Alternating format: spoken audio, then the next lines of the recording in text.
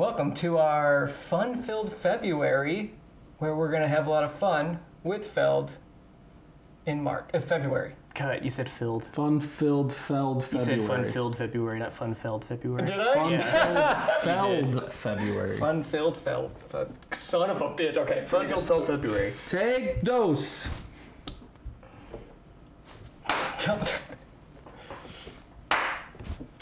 Welcome to our Fun Filled Feld February. Oh Lord.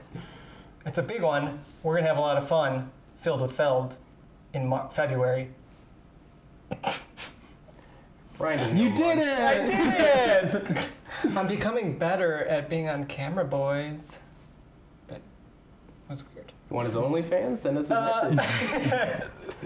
Well, we are Specular Board Games. I'm Ryan. I'm Keegan. I'm Max. We've been told we should be saying our names. Yeah, it was a suggestion because we have stopped doing that. So, over the course of the month of February, we will be talking Feld games. We've been over the past couple weeks. We've been playing a lot so that we could do this. We have a lot more to still play, especially since we're trying to do at least All of them. 2 to 3 plays each before we get a review on them, so that opinions change as you keep playing them. I know it has a couple times for me. But for our first video in our series, we're going to be focusing on 3 of them: Castles of Tuscany, Castles of Burgundy, and Carpe Diem. So I think we're going to skip what we normally do of an overview of the game and more just focus on our actual thoughts of the games, because there are so many and we don't want these videos going, over an hour or two. Yeah. And there's lots of overviews of all Yes. of them by great other channels. Yeah. So let's just jump right in.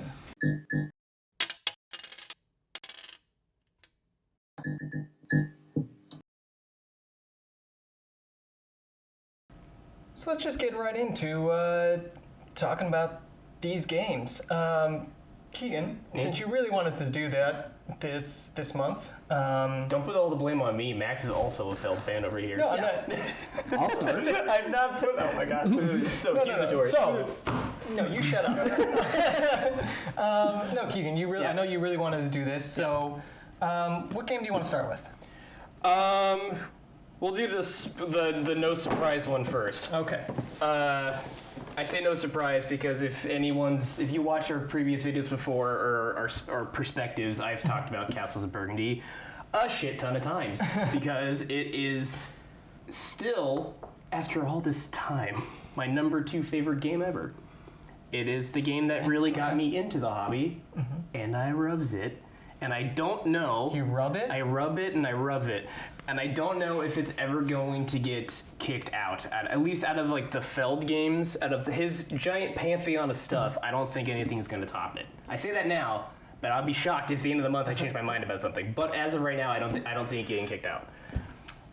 That's fair, and I agree with that assessment. It is probably higher on my list. I don't have a very high list of games I like of Feld, but this is one of the higher ones for me. It's already been dethroned for me, so it was fairly high, and it's been taken down a couple notches. But it is a very solid game. It's a tricky one because you can have this copy with all the expansions. And there's some downsides to this version, and then there's some downsides Which we to won't the talk. other This version. is not an illegal video. This is a Feld video.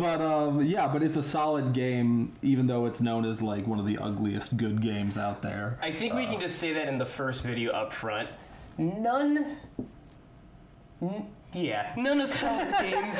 You had to think about it. Yeah, I had to consider some things. None of Feld's games look great. Luna's not bad. It's not bad, but it's not great. but it's not great. This is probably the best looking one. None of the games look like you wouldn't see the game on the Bonfire's show. not terrible. It's not terrible. The box art it's kind of cute. cute. Yeah. It's about on par for Luna with me. It's like But it's like one of those things. General like Feld games, you're gonna see it on a shelf, and you're not necessarily gonna go, "Ooh, what's that?" Like Right. Feld's more of a game of like you know the designer and you know what he does, or someone tells you should try a Feld game because they're good. Otherwise, they look pretty bland. I skipped over a lot of Feld games in the beginning just because they didn't draw me. They weren't interesting. But then when I played enough games and then tried enough different game mechanics, and then I found out how he changes mechanics or does a lot of interesting stuff with different mechanics. That's what really made me interested in Feld, and why I started buying up a lot of his games just to try the different ways he tweaks things and stuff. Yeah. But yeah, I'd say probably Bonfire is like maybe one that like draws you in just with the player boards and the big. But yeah, like most of these just look like standard Euro garbage. Well, I like Euro games, but like for a Euro game, it's like even for a bad looking Euro game, it is high up on the bad. And there's a lot of production issues with some of them too. So. Yes. Especially this nice new edition, there's some issues with that too. But I think Feld is really good in general. I think Castles of Burgundy is like probably the best example of this, where a lot of his games give you some type of immediate gratification on every action that you do. Like you get something out of what you do. You don't not necessarily have to plan a bunch, especially Burgundy. Legit, every action you do, you get something, or you put something down to get points. And everything you do feels like, ooh, this is a reward for me because I did something neat, even though you did a put the die down action. That's it. But Yeah. Are there any penalties? I can't remember, just off the top of my head, are there any penalties in Burgundy for anything? Because that's also a Feld thing a lot of the time. there's like, nothing. You can't go sort of- negative in Burgundy. Okay. From what I remember, there's no unless there's something weird in the expansions, which I honestly don't care about the expansion. Base game Burgundy is great enough for me, and the different maps that you can get, there's so much variety. Don't use map 11 because it's overpowered as hell. But I don't think you ever lose points. Okay. I think this game is great too because you are constantly moving up the point track throughout the game, and it's really fun watching. Like I just jumped ahead 20 points, and then you're like, oh shit, Ryan just got 30. Like it's fun watching how much things are moving. Then Max got 120 in a turn. Yeah. But so, Castle of Burgundy, Tuscany, and Carpe Diem kind of all have a very similar style. They're this tile laying aspect of the game, Yeah.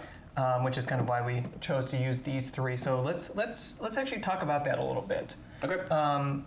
What is it about this particular tile laying aspect you like? I just think one, the immediate gratification is great because you feel like you get something constantly. But I think the whole thing about there's so many different hexes you can put down on the board, and so many have unique powers. Like you're building out your French kingdom or whatever it is. Theme doesn't matter so much, but you're building your kingdom out, and you can get these buildings, and every building has a special effect. You get animals that get you just points. You can get a new castle. It just gives you an immediate extra action of whatever you want. It's just everything feels like you're getting something. You can plan ahead. There is so much variety in the game. I think this game shines at 2 players, honestly, for me, because if you play 4-player, you're gonna see every hex every time. But as a 2-player game, you're not necessarily gonna see everything. So the games are always gonna be different. Right. I mean, order does matter what comes out, but at least in 2-player, you know, like I want this bonus tile. It didn't come up the whole game great. My whole plan's ruined.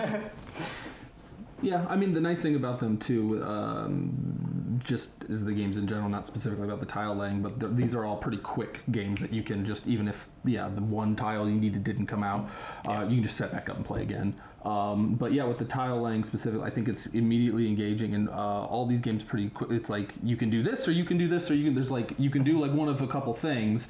Like Carpe Diem, it's like you move your guy, you take the tile, you place it. Like, that's all you can do. It's you draw cards, you take a tile, or you place a tile. They're all like pretty simple tile builders but there's enough variety in the tile building with the different tiles or the different places you're placing them that keeps it engaging and interesting and can be changed up each time. Not so. This one doesn't get changed up so much, but the scoring does get changed up. Yeah. And that's one thing these all kind of do interesting too, is scoring, I think. This one's a little weird. We'll get to that. Yeah. I think so. Like, kind of on Keegan's your point a little bit with the like, you're always getting something, and you're like, oh, this turn I got 20. You're almost like creating a little bit of a like a comboing when you deciding to lay your tiles a bit, because you can like lay one down, which then accesses. Then you can do one next to it, right? Because you're like, okay, I'm putting this one down, which is going to give me this, which then next turn I'm going to be able to play now this next tile here, which then also like leads to other things. So it is like, I think that's kind of like part of that gratification of like continuously being able to like build up and get some big points all of a sudden, and then and I feel in if we kind of look at some of the dice, you're not really there's games that I like struggle with dice sometimes, because with the randomness, you're not completely shut out based on dice rolling, and you can still kind of get some of those, like, I say combo, it's not really combo, but like it's that leading from one to another as you start playing down these tiles. Yeah. At least with rolling, you're not going to be completely screwed. Right, and like you said too, you're never going to be shut out of a turn. You always have something you can do, and like if this wasn't in the game, it would probably be really hard to play. But the idea of like you can spend a worker your die to get two. This sucks. Your die is a worker, and you spend the worker to get two workers, but you get two tokens that let you can pay as many as you want on a turn, and it increases your die value by 1 or decreases it by 1. And I believe with Burgundy it does wrap from 6 to 1 or 1 to 6. So it's really good because you're like, man, my dice suck. Well, I can spend 1 to get workers and just use those workers right away to make my other dice suck less. So it's good just to plan out, like have some workers in a pool just in case something happens later. Yeah. But if you need it right away, you usually have a way to get the thing you want. Yeah, that's something I like about a lot of his games, have some sort of mechanism in the game that restricts you or limits you in some way, whether it's like dice rolling or whatever it may be. In this game, it's the way you score points with the objective cards, but there's usually some sort of thing you can do in the game, like workers, or you can use workers in this, and exchanging goods into gold in this one, which is a wild resource. There's usually some action you can do that then mitigates a lot of the randomness or some of the restrictions and opens up avenues, and finding the best way and the best time to implement those is usually interesting thing in his games that I like. Yeah, I think Feld's games, I think out of these three, to me at least, Burgundy might be the heaviest of the three. I think Carpe Diem with the scoring cards has its own weight to it, but the gameplay itself is really like, this is what I'm gonna do. Yeah. Which is, I think, the same with Burgundy, but I feel like, I know people might argue this, but I feel like Feld games, almost any of them, out of the ones we played so far at least, you can introduce to someone who's not super in-depth in the hobby, and they can still play the game and get it. At least these three, I feel like. These three, I was going to say, I don't know about Bonfire. Well, maybe not those, but like these three definitely for sure. Yeah, these are a great introductory into different mechanics in the hobby. Which actually, I guess we'll bring up Tuscany next, because I would say this is probably one of the easiest one to bring newest person in, that very easily then leads into castles, right? Because then you get the same understanding and mechanics of this tile laying that translates very easily over into this, and they can understand kind of like how I'm laying out my tiles, right? And I got to keep connecting them, and then how they're going to give me bonuses, right, for each type of tile that I'm laying down. But now then you get to add some new dice mechanics to it, and in the way of getting those tiles. Right. Which is weird, because I feel like this is introductory almost enough, so it's weird to have an introductory game into an introductory game. But I mean, like, I guess it's like a little bit. Yeah. I mean, I feel like you could teach this to most people, but this is different enough from this. Yeah. But it's weird. But which would you say you would prefer to play? Well, I'm not going to say that till the end. Like you're gonna like, are you gonna choose? It would depend Burgundy or Tuscany. It would depend on who I was with. That's like, what I was going to say too. I do know 9 times out of 10 which one I would choose, but I'm gonna reserve that. I think I will say, because we're reserving, because we are going to tier these at the end of the month, so we don't want to Yeah. spoiler anything. Spoiler for me though, but Maybe. maybe there's a chance. Merlin might dethrone it. Bring it on, Elder Wizard. I'm gonna say though, this surprised the hell out of me because I saw this like get announced, and I saw the pictures like, ooh shit, a new Castles game by Filled. I want it. And then I was reading about it, everyone's like, this is like baby Burgundy. I was like, why would I want to play this then if I like Burgundy enough? Why would I want the dumbed down version? Yeah. And then we played it. I was like, this is actually kind of great. I liked this way more than I thought I would, even though I got screwed because I got blocked off where I couldn't play It's any. so weird. I couldn't play any hexes down because no field hexes came up. So I was like, weird. I'll just keep drawing cards. I have a million cards. But even then, like, this is a lot of fun. I almost want to buy this just to have it. Okay. I would add it to my collection and be happy with it. I mean, I was very much like you, and like I heard like, okay, it's like, oh, I'm very interested in like the new Castles game, and yeah, I started seeing some of the reviews and people saying like, oh, this is like just play Castles, like this is just such a baby version, but it is and it isn't at the same time. Yeah. It's just like it's quicker than Castles. Burgundy. They're both castles. Yeah, sorry. It's quicker. We're so than used to calling Burgundy. this Tuscany and this Castles. Yes. Yeah. But don't confuse this with viticulture. When we say Tuscany. Well, that's an expansion. Yes. But this is such like a quick pared down version that you're not. There's no dice involved in this one. It's simply you have cards and you have the tiles. Yeah. And that's all you're doing. And you're trying to basically it's a lot more about mapping out how you're going to be placing these tiles, when to take them, when not to take them, gathering a whole bunch of cards when you at the right time. So like I don't need these tiles out here right now. Yeah. So let's just gather some cards, wait for my time to like do something big.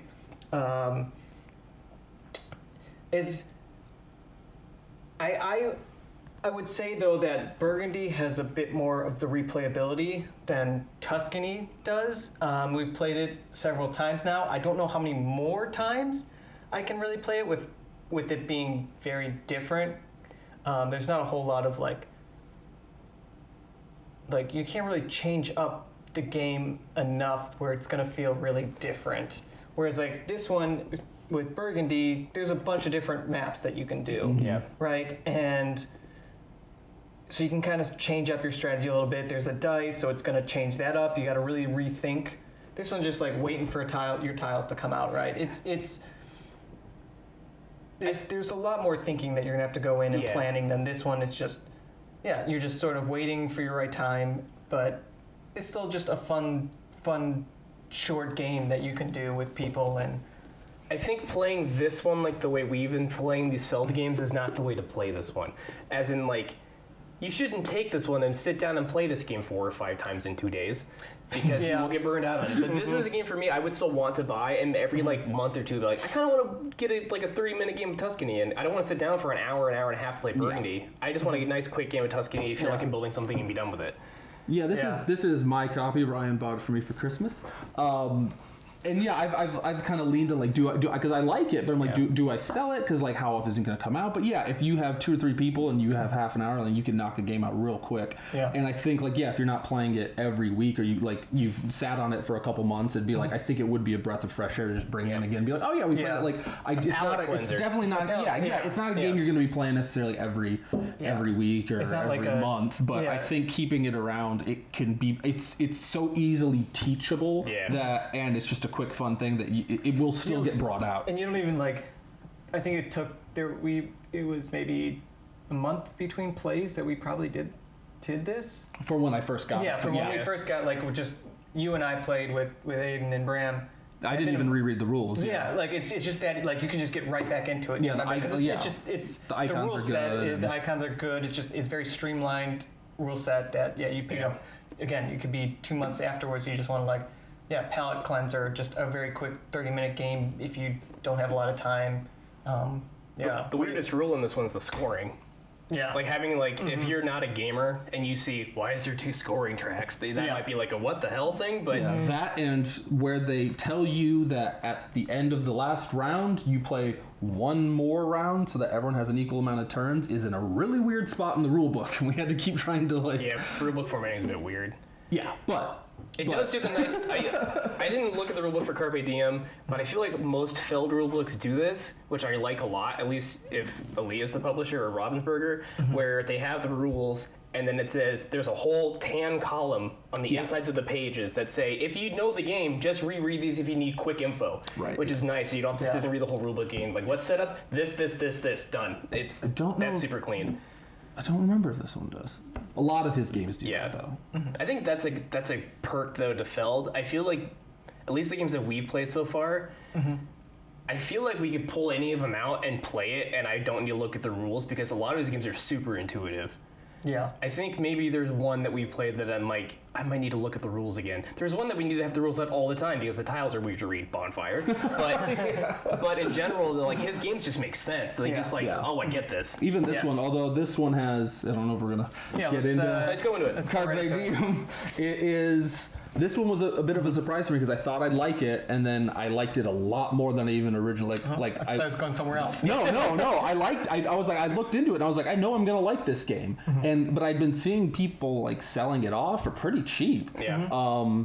And the day I went to go get it, I saw that there's a 3rd edition now. This is the 1st edition. Yeah.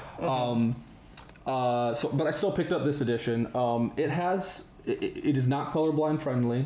There's some brown houses and some gold houses that look very similar. There's light green and slightly darker green tiles. Yeah, that's the worst. There's 2 different color. The backs of the tiles are light green and dark green, but they're very similar, and you have to sort them out every game. The used copy that I bought and then sold off, I sold it for $10 because the used copy I had, the original owner took a black Sharpie. I'm thinking about doing that. And put dots on the dark green tiles on the back. Just be like, that's the dark green tile. There's the dot. I'm thinking about doing that because there are some definite production problems, and even looking at the 3rd edition of this game, not this version, but there's the 3rd edition that's out. It seems like it's not that much better. I think it has problems as well. So that made me hesitant to get this one. But once I got it and we've played it, it's like it just plays quick. You can teach it quick, and it's really fun. I don't know how. I mean, there are a lot of different scoring cards, which is kind of what brings new life into it every time. Because the tiles and the houses and the combinations that you're making are always the same, but the scoring's always different. So that part's interesting, and so I don't know how much variability there's, but it plays so quick and fast that it's like this was a great one. Like I knew I'd like it, and I liked it even more than I thought, which is always nice. I was gonna say, like, I feel like Carpe Diem has a bit more replayability than Tuscany. I agree. Especially, it's just like the very simple the way that the scoring cards come out. Just that changes up strategy big time in this game. And even if it's enough. Even if it's the same cards come out, the order that come out is super important too. That too. The tiles in this can come out at different times, but it's still like you're still all doing the same. Like you're just getting those tiles out, and maybe you're just going to wait a little bit longer for a certain tile. This one actually you're building a different board than somebody else. Whereas this, you guys are all going for the same tiles. And this, I might be going for all fishing. You might be going for fountains, which So depending on what someone's doing, like the one game me and you played, so like Ryan got all the fountains, which let him score a bunch of points, and I was going to try and build a big house, but you were still able to build a big house, and you ended up, winning. But I won the biggest house last game. I won the game. But. And so and then just the different ways. This also might be his ugliest game, because it is. And I mean, like, there's some charm to ugly games. Like, there's some charm. Like, I kind of like it, but it is. It's ugly, but at least there's something. Ugly. They're doing something. But if we're gonna talk about like Beyond the Sun, where they did nothing. There's at least like, okay, it's ugly. But there's art. But there's charm. There's whatever. Like I can get involved in it and I enjoy it. Like it's not the greatest, whatever. But the iconography, when you can decipher the different buildings and stuff, is really well. Like there's a little player board, and like once you know the rules of the game, all you need is that tiny little player board that tells you every single thing in the game. If you can distinguish between light green and dark green, Light green, dark green, which I know light is brown, I know and is a problem. lighter Lighter brown. Yeah. I know it's a problem for some people, like who can't, and so they've stayed away from this game, and that's totally understandable. But it is a really good one. Also, keep in mind, depending what edition you get, the board is different. The first edition has a star in the middle for where you move your worker. The second edition, you just go side to side. So, if you have the first edition, you can just technically play both ways because you don't have to worry about it. Well, it's always the furthest. Like, and there's a huge thread on BGG. I read like part of, and I stuff because like there's a huge thing about people debating which one's better. Yeah. I think it ends with do whichever one you want to do. Yeah, There's not a I don't difference. think that one is better than the other. Just which one just seems more fun or interesting, or like I like the bouncing. I like the bouncing. I like it. Yeah, It's just like okay, you could like. It's more like what's fun about just okay, I'm gonna have to go to pick either side of me, or I can be like, all right, I gotta go this way, and then I'm gonna have to go this way. Yeah. Like it's just like it's a fun little like puzzle that you're trying to like see which way you're bouncing around. And, it's better for like it gives you more to think about. Yeah, if you're because there's not a lot to think about in this. That's true. If you're a person that has to go with like spatial stuff though, just being able to go like, let's fuck that, let's just play left or right. Like it's an easy like. Yeah. If you play with like your mom, for example, and she's like, I like games, but I can't lines. What? And then you just go, mom, just go left or right, and it's way easier. You can Grandma, do go left or right. either or. Grammy. Yeah. Yeah. Right. I have a question for you. Yeah. Mr. Man, since you like Carcassonne so much, Mr. Part Man, I don't know. You looked at me that word. Said Mr. Man. So This is such a weird. Okay. Mr. Boy. Mr. You Man. you like Carcassonne a lot. Yeah. How does this feel for you? Because it's very like to me that's somewhat similar. Because you're putting tiles down and you're also building buildings. You're not laying farmers down, but you're getting buildings to get things, and you also have certain things you're trying to accomplish with your tiles. Yeah. I think if they didn't have the card, like the actual card scoring and trying to like create your strategy from that sort of, I think it would just be kind of boring. If like you're just kind of getting points by trade, like you get your resources and you trade them in for points, whatever. Yeah. And it's not like strategy based by like when you need to get them, when not to get them, which ones to go for. The fact that you're It might be blocking weird. other people off from them. Yeah, that this kind of gives a little bit of the same feeling. I think I like Carcassonne a little bit more. Sure. But there's stuff in this one that gives that tile laying aspect of strategy tickles my brain there too. Okay. So I definitely really like this one. I was mainly asking because a lot of people's big first game is Carcassonne. Yeah. And you think that this would be a good, if they're like, I want to play something that's a slightly bit more than Carcassonne, is this a good transition? Oh yeah. I mean, it's very Slightly different. I would not say like a level up, maybe just the side, like just a side step to it, but like just something different. Yeah. Right? That you can go, I like tile laying. Ooh, this is interesting too. Like just another aspect of how tile laying can work. It's cool. It works. Yeah. I was thinking about that like after you got done playing it, is like, instead of putting meeples down on your tiles, it's technically the cards are your points. So those are almost like the meeples, and you're planning around those. And it's like Yeah. Yeah, I'd say this is more akin to a game like Calico, because in that sense you're getting tiles from a pool and doing your own board, whereas Carcassonne is you don't know what you're getting, but you're building board. it's a group board. Yeah. But I would say if you like Carcassonne, there's probably an aspect of this that you would like. Yeah.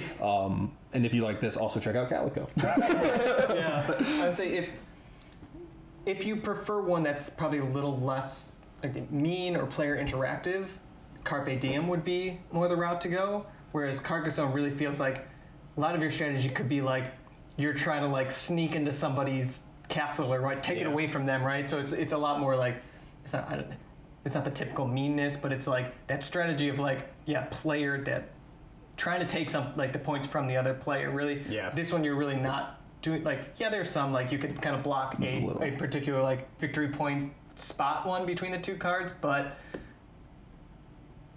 it's a lot less of that sort of mean player interaction. And it surprisingly plays well. I think I haven't played Tuscany at 2 players, I don't think, but I've played the rest of these at 2 players and 3 players and 4 players, and they all play well at those. I imagine Tuscany plays well at 2. I can say. I don't know why it wouldn't, but definitely Carpe Diem plays well at 2. Burgundy plays well at 2 and 3 and 4. I mean, this one at 4 might be a little bit slower, but it is. I think Burgundy's best at 2. It's such a good 2-player game. I was surprised at how well this worked at 2 and 3. Yeah, this scales very well. And I think it's just like it's right in the realm of Tuscany of just, it's that quick 30-minute, but also gives you a little bit, Carpe Diem is going to give you a little bit more of the strategy planning and getting your brain to think a little bit more. Yep. But they're both very quick, easy to teach to people. Could be considered gateway for both of them to heavier style ones. Yeah, this is definitely gateway for sure. But both still very pleasant, and as much as like don't play them just a whole bunch like we're doing back to back. Yeah. Except for this one. This one you Yeah, can. maybe you probably could do that. Your group could probably just bring this out Yep. every week or something if they're playing game, whatever they're doing, however many times you play. But these ones are just more of those quick filler ones. Yeah. Although I'm not really bored of this one. I mean, like I've probably played it the most because I played it, and this one still hasn't gotten to like any sort of I'm still interested to try things in it. So I just realized too that I'm thinking about these because we have like the way we're going to do these videos. We have games grouped together for a reason. I'm thinking about these. These are very like. If you have a problem with people getting really angry at you in a game because you're being an asshole and blocking people off, don't worry about it with these. Like, it's totally fine. Like, I don't think Feld's normally really known for having high player interaction. There's a couple we played now. They're like, oh, this is way more than Feld normally does. But these are ones you can get away with being like, I have a mean friend in my game group. You can play this, and he won't be mean to you, and he can't get angry if you're mean to him or her. Like. These games are just really nice. Like I want to have these games make me think. I want to sit down. I want to eat dinner, and then after dinner, I want to have like a glass of wine and play a nice cozy. I want to play a cozy game. These are cozy games for me.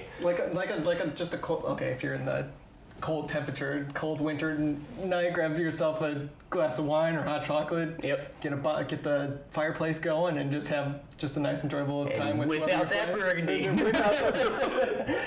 Or the Tuscany or the Carpe Diem. Yeah. But yeah, nice cozy Felds. Cozy Felds.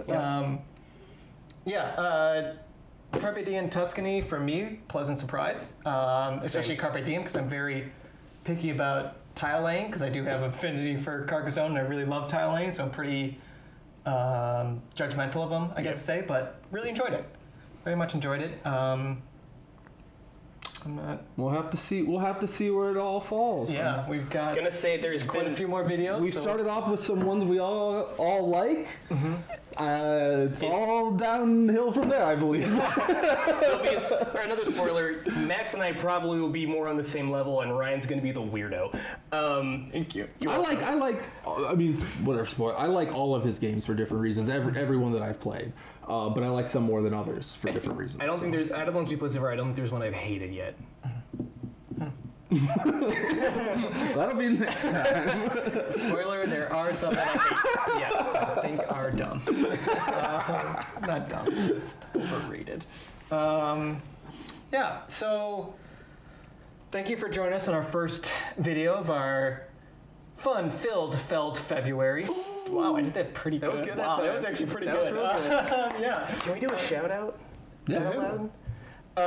We found out because we've had this plan for like a couple months, and then we found out Board Game Ramblings was doing the exact same thing. Literally, like it was end of January. Yeah. Like we were just getting ready. We've been starting to play some of them, and I'm just like on YouTube, whatever, looking at board game videos, and I just see Board Game Ramblings, and it just goes like the Feld overview video, or just like their beginning video to say what they were doing. And I'm like, oh, you guys beat us right, like a week before it. We promise we have been planning this. Yes, it's sort of like a rite of passage, I think, for any sort of like doing Feld. Or just doing any designer's like catalog in a way. And just bringing them up because they're excellent. Yes, definitely watch them. Check them out. And I'm mainly curious too because it's gonna be really fun to watch what they say and and I want to see what they say compared to what we say and see how we line up with them. Yeah. And if anyone is like friendly with them, talks with them a lot, at them, tell them to check us out because we want to